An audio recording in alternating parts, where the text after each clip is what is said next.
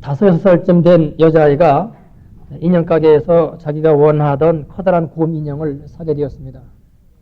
그런데 그 곰 인형 옆에 조그만 토끼 인형이 아주 또 예쁩니다. 그래서 엄마에게 그것도 사달라고 하고 싶지만 이제는 눈치가 있어서 차마 그 말을 못합니다. 할 수 없이 아쉬움을 달래가며 인형 가게를 나서려는데 가게 주인이 눈치를 채고는 됐다, 이건 선물이다 하면서 그 토끼 인형을 주었습니다. 여러분, 그때 그 아이의 기분을 짐작하시겠죠. 오늘 아브라함에게 하나님으로부터 이런 보너스가 주어지고 있습니다. 그런데 이 보너스의 내용이 아주 굉장합니다. 우리가 그동안 살펴본 대로 아브라함이 본래부터 믿음이 좋아서 우리들 믿음의 조상이 된 것이 아닙니다. 우리와 똑같이 엎치락 뒤치락 하는 그의 삶을 하나님이 계속해서 당신을 믿게끔 인도해 가시니까 그가 믿음의 사람, 믿음의 조상이 되어가는 거지요. 그런데 14장에서 살펴본 대로 그돌라오멜 4개국 연합군을 얼떨결에, 정확히 표현하면 하나님이 손대셔서 그들을 격파하고 돌아왔을 때에 아브라함에게는 오히려 두려움만 더해집니다. 왜냐하면 내 실력으로 이긴 것이 아니니까 언제 내 본 실력이 탄로나서 도리어 역습을 당할지 모르기 때문입니다. 그리고 이처럼 그 마음속에 두려움이 임하니까 평소에 염려는 하고 있었지만 그러나 겉으로는 드러내지 않았던 문제들까지도 더 걱정이 됩니다. 그 가운데 가장 대표적인 것이 아들이 없는 것의 문제입니다.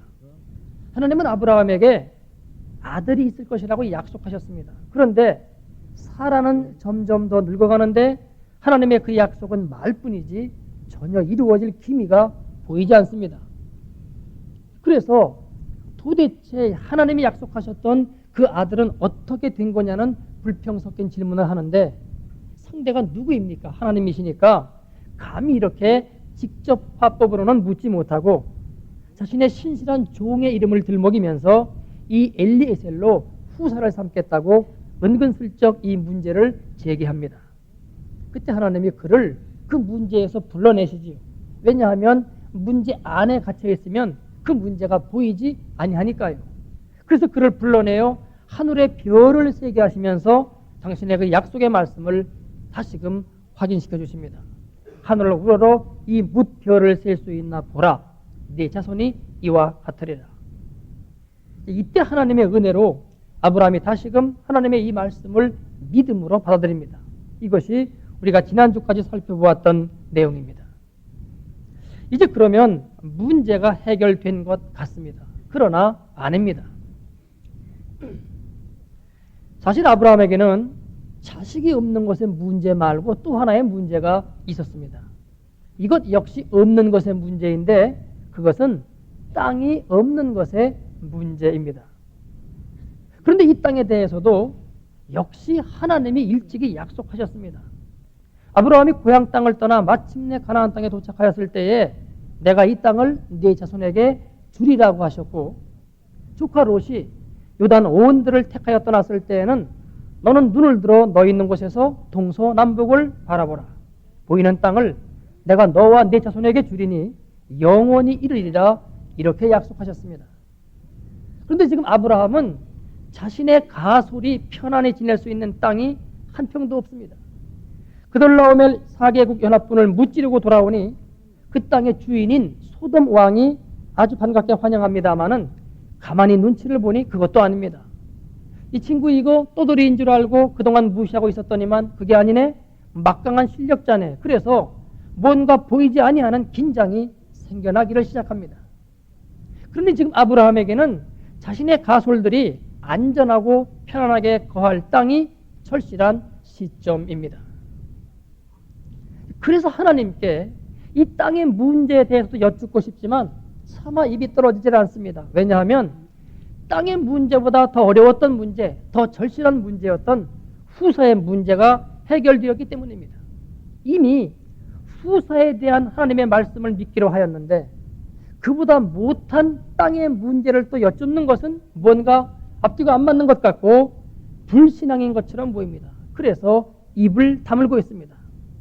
그러나 지금 아브라함에게는 사실 이 땅의 문제도 후사 문제만큼이나 심각한 문제입니다.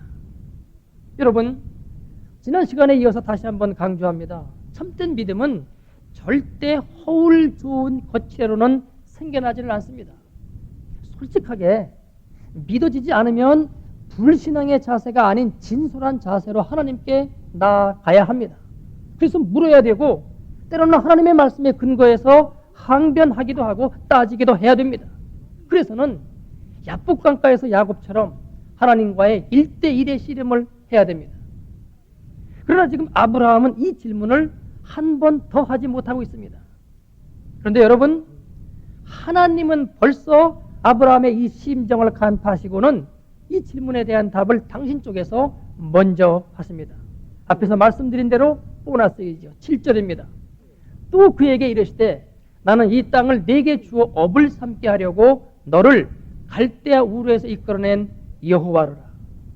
여러분, 나 자신에 대해서 가장 잘 알고 있는 존재가 내가 아닌 하나님이신 것을 믿으십니까? 이 사실이 체험되면은 하나님 앞에 정말로 무릎 꿇게 됩니다. 그때는 정말로 내 주인이 내가 아니에요. 하나님이세요. 그래서 이 사실이 분명해지면은 그 다음부터는 매사를 그분께 여쭙지 않고는 나 스스로는 아무것도 할 수 없는 삶이 실제로 시작이 됩니다. 지금 하나님은 아브라함이 차마 체면상 또는 신앙 양심상 감히 물어보지 못하고 있는 이 문제를 미리 당신 쪽에서 제기하십니다. 그래서 내가 너를 이처럼 속속들이 알고 있다. 그리고 그 문제도 내가 품고 있다 하는 것을 보여주심으로써 다시금 아브라함의 믿음을 한 단계 끌어올리십니다. 이 해석이 틀림없다는 것을 우리는 그 다음 8절에 아브라함의 말에서 찾아볼 수 있습니다. 그가 가로되 주 여호와여 내가 이 땅으로 업을 삼을 줄을 무엇으로 알리이까? 아브라함이 기다렸다는 듯이 되묻습니다. 주 여호와여 내가 이 땅으로 업을 삼을 줄을 무엇으로 알리이까? 땅을 주겠다고 하셨지만 이제까지 안 주고 계시지 않습니까? 그렇다고 무슨 증거를 내게 주셨습니까? 솔직히 저는 지금도 땅을 주시겠다는 이 약속이 잘 안 믿어집니다. 이런 보이지 않는 내용이 아브라함의 지금 이 말 가운데 들어있는 겁니다. 이때 하나님이 이렇게 말씀하십니다. 9절로 10절입니다. 여호와께서 그에게 이르시되 나를 위하여 3년 된 암소와 3년 된 암염소와 3년 된 수양과 산비둘기와 뒷비둘기 새끼를 취할지니라. 아브라함이 그 모든 것을 취하여 그 중간을 쪼개고 그 쪼갠 것을 마주 대하여 놓고 그 새는 쪼개지 아니하였습니다. 지금 이 본문에 나타나고 있는 제물들은 제사를 드리기 위한 제물이 아님을 우리는 먼저 기억해야 됩니다. 제물로 드릴 때는 제물을 이처럼 반으로 가르지 않습니다. 그게 아니라 각을 떠서 지금식으로 표현한다면 제물의 살을 회 뜨듯이 저면내어서 그것을 불에 사릅니다. 그것이 제사입니다. 그러나 이처럼 짐승을 반으로 쪼개는 것은 그 당시의 사람들이 서로 간에 중대한 약속을 맺을 때 행했던 의식입니다. 일상 있는 그런 시시한 약속이 아니라 이 약속을 지키지 못할 때에는 내가 이처럼 반으로 갈라져도 좋다 하는 정도의 중대한 약속을 맺을 때에 이 예식을 행했습니다. 그래서 보통은 세력이 큰 나라와 주변의 약소국 사이에 군신관계를 맺을 때에 이 예식을 행했습니다. 그래서 짐승을 갈아놓고 그 갈아놓은 사이를 세력이 약한 나라의 왕이 통과합니다. 나는 임금님께 매해 이러이런 조공을 바치겠습니다. 그리고 임금님의 나라를 섬기겠습니다. 만일에 이를 위배할시는 내가 이처럼 갈라져 죽어도 좋습니다 하는 뜻이 그 가운데 있습니다. 그리고 이처럼 갈라놓은 짐승은 불에 태우지 아니하고 그대로 둡니다. 그래서 새와 들짐승들이 쪼아먹고 뜯어먹게끔 내버려 둡니다. 만일 내가 그 약속을 이행치 않고 배반할 때에는 이렇게 된다고 하는 뜻이 있습니다. 그리고 실제로 이 약속을 위반한 영주가 있어서 그를 이처럼 쪼갰을 때에는 그 시체를 장사 지내지 아니하고 그대로 놓아두어서 새와 짐승의 먹이가 되게 했습니다. 하나님은 지금 아브라함에게 이 예식을 준비케 하심으로 그에게 땅을 주겠다고 하셨던 약속을 다시금 확신시켜 주려는 것입니다. 그런데 본문에 의하면은 이 짐승들의 종류가 많습니다. 암소, 암염소, 순양, 그리고 산비둘기와 쥐비둘기. 이것은 이만큼 이 약속을 틀림없이 지키겠다는 것입니다. 하나님이 약속을 안 지키실까봐가 아니라 아브라함이 못 믿을 것을 염려해서입니다. 그리고 이중 비둘기는 쪼개지 아니했는데 그것은 사람이 비둘기 사이로는 지나갈 수가 없기 때문입니다. 그리고 3년 된 짐승인 것은 우량종이면서도 때묻지 아니한 것을 의미하고요. 그런데 쪼개놓은 그 짐승 사이에 솔개들이 벌써 접근하기 시작합니다. 11절입니다. 솔개가 그 사체 위에 내릴 때에는 아브라함이 쫓았더라. 이것은 자연적인 현상이지요. 죽은 짐승의 시체가 있으니 날짐승들이 덤벼들 것은 당연한 이치입니다. 그러나 아직 이 짐승 사이로 아무도 지나가지 않았기 때문에 이 짐승은 아직 약속의 증표가 될 수 없습니다. 그래서 아브라함이 그 솔개를 열심히 쫓고 있습니다마는 밤이 되어가니 몰려드는 참을 어찌할 수가 없습니다. 12절입니다. 해질 때에 아브라함이 깊이 잠든 중에 캄캄함이 임함으로 심히 두려워하더니. 이 본문이 묘합니다. 해질 때에 아브라함이 깊이 잠든 중에 캄캄함이 임함으로 심히 두려워하더니. 이미 잠이 들었으면 캄캄함이 임하는지 아니하는지를 어찌 알겠습니까? 또 이미 잠이 들었으면 잠이 들었는데 무엇이 두렵겠습니까? 아무것도 모르고 쿨쿨 자고 있는 상황이어야 하는데요. 그리고 보면 이 말은 아브라함이 지금 잠든 속에서 어떤 이상을 보고 있는 겁니다. 잠 속에서 그에게 깊은 어둠이 임합니다. 그래서 아브라함이 심히 두려워합니다. 그동안의 삶 속에서는 그돌라오멜 때문에 그리고 소돔 왕 때문에 두려워했습니다. 그때 하나님은 걱정하지 마라. 내가 너의 방패가 되어주겠다. 이렇게 안심시켜 주셨지요. 그런데 지금은 상황이 다릅니다. 잠 속에서 어둠이 임하는데 이것은 단순히 꿈속에서 캄캄해지고 있는 것을 의미하지 않습니다. 그 이상의 의미가 있습니다. 여러분들 가운데에도 잠든 중에 이런 이상을 체험하신 분들이 있을 겁니다. 제 얘기가 되어서 죄송합니다마는 하나님을 정말로 믿고 나서 얼마 되지 않았을 때 이야기입니다. 잠든 가운데 제 몸을 큰 뱀이 휘어감고 조여 들어오는 겁니다. 숨이 턱턱 막혀오는 것이 곧 죽을 것 같았습니다. 위기다 하는 생각이 들면서 그 속에서도 이건 단순한 꿈이 아니라 영적인 싸움이다 하는 생각이 들었고 예수의 이름 외에는 여기서 헤어날 길이 없다고 하는 생각이 또한 들었습니다. 그래서 있는 힘을 다해서 실제로 숨이 턱턱 막히는 상황이었으니 소리가 나왔는지 어떠는지는 모르겠습니다만 하여간 있는 힘을 다해서 주여 하고 불렀을 때에 그 뱀의 힘이 스르르 풀리면서 헤어나왔습니다. 지금 이 본문은 영적인 내용입니다.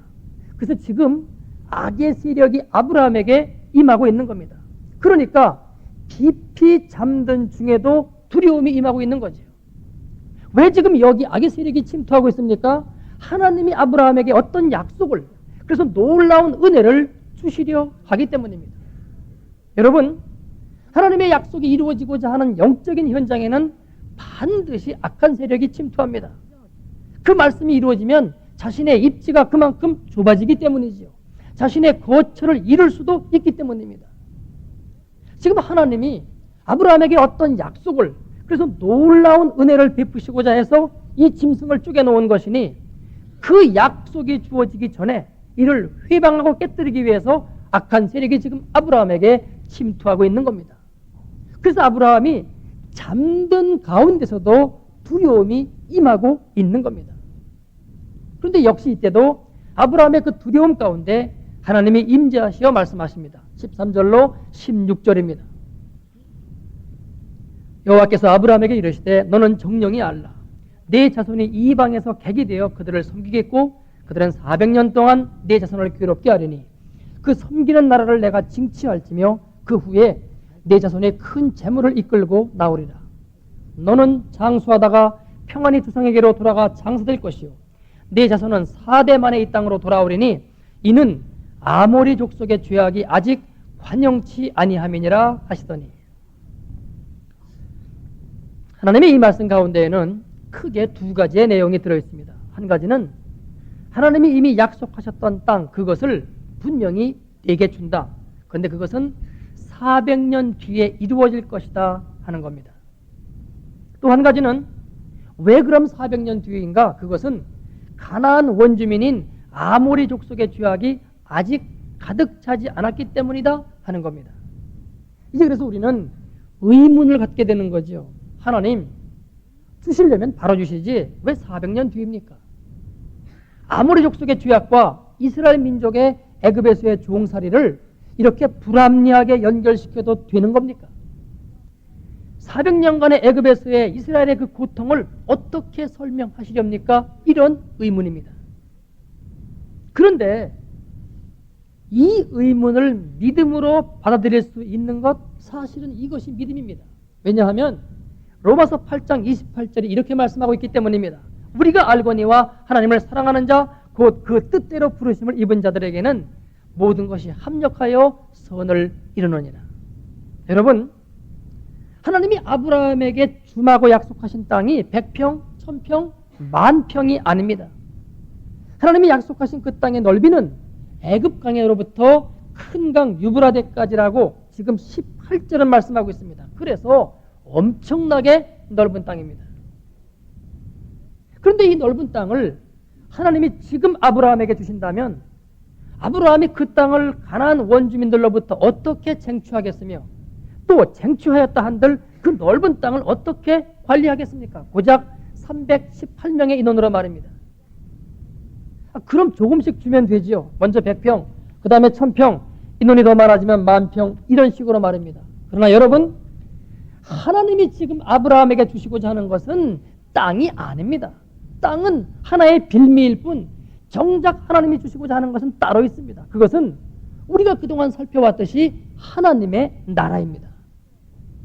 하나님은 아브라함에게 우선은 눈에 보이는 땅을 제시했습니다. 그러나 그동안의 삶 가운데 계속해서 아브라함의 생각을 바꿔가고 계십니다. 땅도 주긴 준다. 그러나 내가 정말로 내게 주고 싶은 것은 보이는 땅이 아니라 보이지 아니하는 나의 나라이다. 너는 먼저 이것을 구하라. 그러면 이 보이는 것들도 다 주겠구만. 지금 이 훈련을 시키고 계신 겁니다. 그리고 그 하나님의 나라는 믿음으로 받을 수 있는 것이기에 보이는 땅을 믿음을 훈련시키기 위한 수단으로 사용하고 계신 것이지 땅이 진짜가 아니란 말입니다.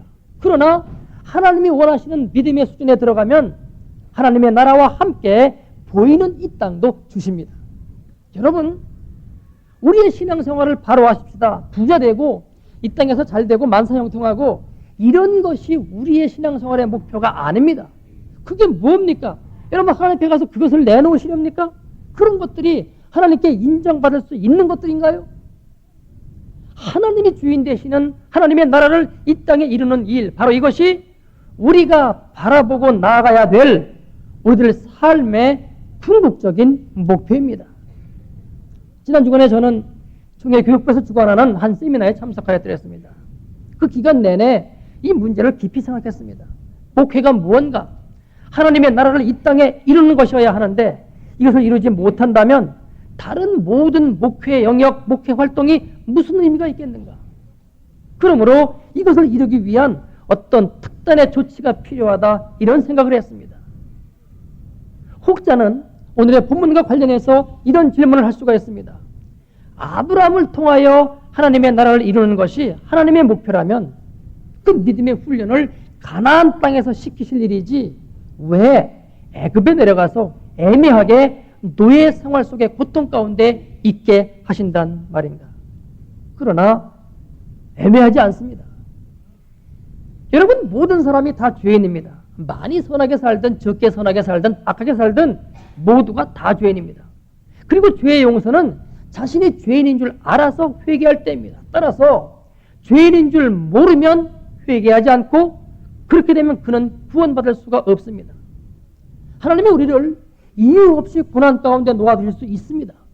지금 이스라엘의 애굽에서의 고난이 애매한 고난이라고 말할 수 있습니다. 그러나 우리가 본래 죄인이기 때문에 하나님이 우리를 그러한 자리, 그러한 형편에 놓아두셔도 우리는 할 말이 없는 존재입니다. 그 자리가 우리가 마땅히 있어야 할 자리이기 때문입니다.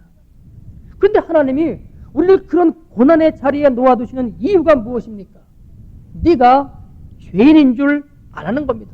그래서 이제는 그 고통의 자리에서 나를 찾으라는 겁니다. 그때 내가 응답하겠고 그래서 너를 구원해 주시겠다는 거죠. 여러분, 말과 이론으로는 결코 우리의 신앙이 세워지지를 않습니다.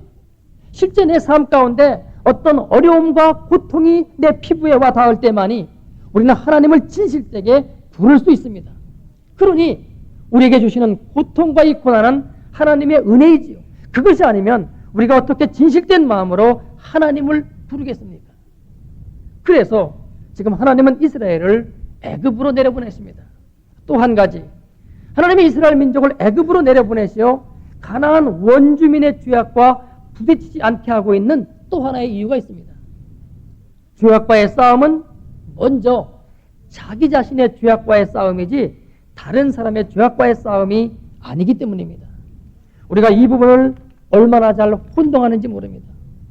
죄악과의 싸움은 나 자신의 죄악과의 싸움이지 다른 사람의 죄악과의 싸움이 아닙니다. 그런데 우리는 걸핏하면 다른 사람의 죄를 지적합니다. 교회의 문제도 누구 때문이라고 합니다. 이거야말로 죄악입니다. 우리가 진정 다른 사람의 죄악을 지적할 수 있는 경우는 성경에 의하면 단 한 가지 경우에만 가능합니다. 그것은 우리에게 아버지의 마음이 임해서 그 사람의 죄를 보면서 너무나 내 가슴이 아파서 그를 사랑하는 마음으로 울면서 그 죄를 지적할 수밖에 없는 이 한 가지 경우입니다. 그때 성령이 역사하사 그 사람을 회개케 하십니다. 베드로의 첫 번째 설교 때에 이 일이 있었습니다. 그러나 그 죄악이 이미 도를 지나친 사람은 오히려 죄를 지적한 그 사람에게 달려듭니다. 그때 더 큰 복인 순교가 이루어지는데 스데반에게 이 일이 있었습니다. 그러므로 죄악은 먼저 나 자신과의 싸움이지 다른 사람의 죄악의 문제가 아닌 것입니다. 그래서 지금 하나님은 아브라함의 후손들을 애굽으로 내려보내기로 하십니다. 그리고 가나안 원주민의 죄악에 대해서는 이미 그 악이 돌이킬 수 있는 한계를 넘어섰으므로 그 악이 차기를 기다리겠다고 하십니다. 물론 이때도 아직 그들이 회개하고 돌이킬 수 있는 기간입니다. 그러나 그 여부는 그들에게 달려 있습니다. 이제 이상과 같은 말씀 속에서 하나님은 아브라함에게 당신이 약속하신 땅을 분명히 주실 것을 다시금 약속하십니다. 그 다음 아직도 못 믿어하고 있는 아브라함에게 그 쪼갠 짐승을 갖고 언약의 맹세를 하시는데 여기에 이상한 일이 벌어집니다. 17절입니다. 해가 져서 어두울 때에 연기 나는 풀무가 보이며 타는 횃불이 쪼갠 고기 사이로 지나더라. 여기서 풀무는 이스라엘의 백성들이 애굽에서 당할 고난의 정도가 심할 것을 나타냅니다. 열왕기상 8장 51절을 보면은 이스라엘 백성들이 출애굽할 때 상황을 저희는 주께서 철풀무 같은 애굽에서 인도해내는 주의 백성이라고 표현했습니다. 그리고 타는 횃불은 하나님의 임재를 나타냅니다. 그리고 보면 이 언약은 이상한 데가 있습니다. 그 당시의 관행에 의하면 쪼갠 짐승 사이로 지나가야 할 대상은 하나님이 아니라 아브라함입니다. 아브라함이 약자이기 때문입니다. 그런데 하나님이 지나가십니다. 그래서 내가 내게 이 땅을 주지 아니하면 나 스스로 이렇게 갈라져서 버리움을 받겠다는 것입니다. 여러분, 물론 이것은 아브라함에게는 직접적으로는 땅에 대한 약속이었지만 사실 이 땅이 나타내고 있는 것은 하나님의 나라입니다. 결국 우리에게 하나님의 나라가 임하지 못할 경우에는 당신이 죽으시겠다는 겁니다.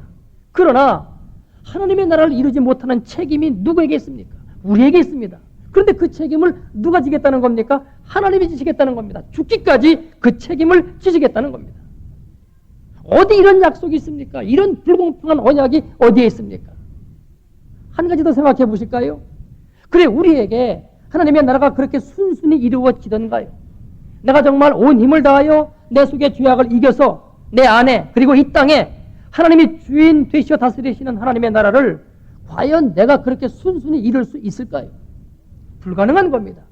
우리의 힘으로는 도무지 불가능합니다. 그렇다면 하나님의 이 죽음은 이미 예정되어 있는 것입니다. 과연 그래서 하나님이 이 아들이 이 땅에 와서 죽으셨습니다. 결국 하나님이 지금 아브라함에게 하고 계신 이 맹약은 이미 예견된 일입니다. 우리를 위해서 당신이 죽기로 작정하신 겁니다. 그러면서 지금 이 언약을 맺고 계신 겁니다. 여러분, 믿음이라고 하는 게 도대체 뭡니까? 오늘 설교의 제목을 믿음이라는 것 이렇게 정했습니다. 도대체 누가 믿음을 아직도 내게서 나오는 것으로 생각해서 내가 믿는 것이라고 여기고 있습니까? 믿음은 하나님이 이미 우리에게 주신 것입니다. 당신이 죽으면서까지 내가 너희에게 내 나라를 이루어 줄 터이니 너희는 그냥 받기만 하라는 겁니다. 이게 믿음입니다. 그러면 이루어질 수밖에 없기 때문입니다. 이게 믿음입니다. 그래서 예수님은 천국은 침노하는 자가 빼낸다고 말씀하셨습니다. 왜요? 이미 주셨으니 이 사실을 믿고 그냥 내 것으로 삼으란 말입니다. 그래서 적극적으로 취하란 말입니다. 그러면 내 것이 된다는 겁니다. 어떻게 그것이 가능합니까? 하나님이 지금 아브라함에게 쪼갠 짐승 사이로 지나가시면서 이 약속을 하셨기 때문입니다. 그래서 예수님이 이 땅에 오사 실제로 당신 스스로 죽으사 이 약속을 지키셨기 때문입니다.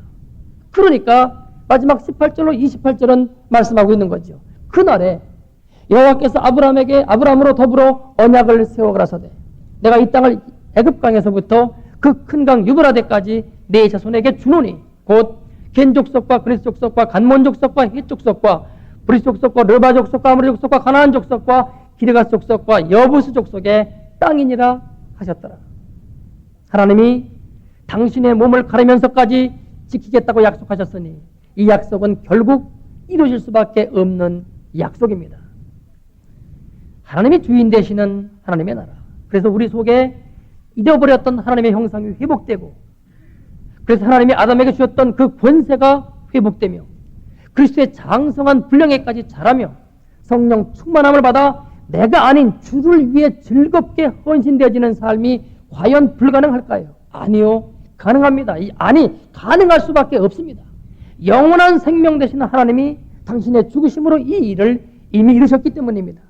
그리고 그 죽음은 죽음이 아니었습니다. 오히려 사망을 생명이 삼켜버리는 하나님의 대역사였습니다.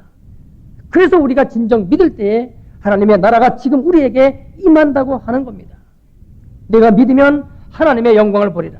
새 이 표어가 하나님의 이 약속을 믿는 우리 모두에게 그대로 이루어질 줄을 믿습니다. 기도하겠습니다.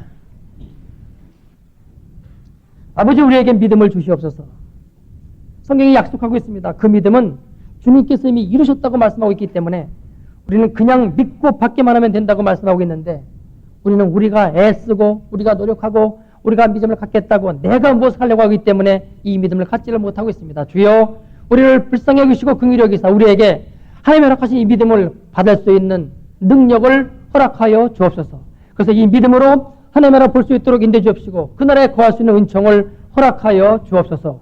예수님의 이름으로 간절히 기도드리옵나이다. 아멘.